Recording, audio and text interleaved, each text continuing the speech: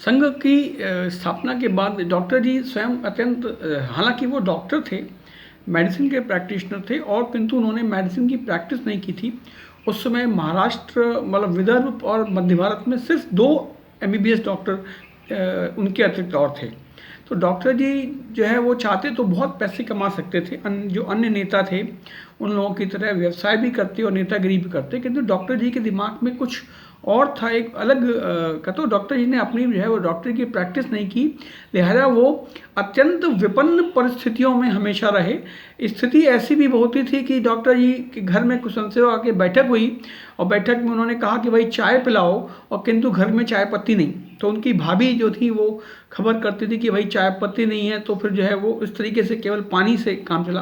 तो जो है संघ का जो स्वयं खर्चा होता था शुरुआत का, वो ऐसे चंदा से और इन सब चीज़ों से होता था।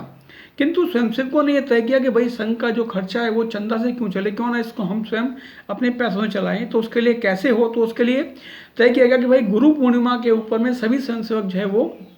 अपनी श्रद्धा इच्छा के अनुसार, सामर्थ्य के अनुसार एक जो है वो राशि संघ को चलाने के लिए दें। तो गुरु पूर्णिमा पर कोई गुरु होना चाहिए, तो सबने सोचा कि भाई डॉक्टर जी जो है गुरु हैं, तो डॉक्टर जी को बुला करके उनका पूजन करके और फिर उसको जो है वो उनको वो राशि समर्पित की जाएगी। किंतु उस दिन लोगों के आश्चर्य का ठिकाना नहीं रहा कि गुरु डॉक्टर जी ने स्वयं अपने आप को गुरु घोषित न करते हुए भगवा ध्वज को गुरु घोषित किया।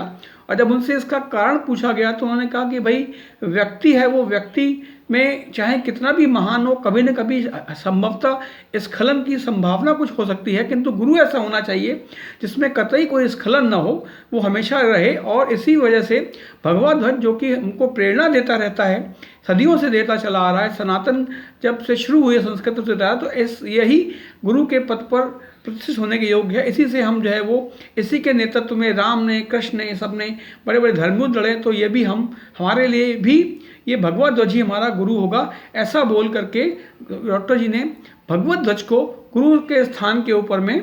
प्रस्थापित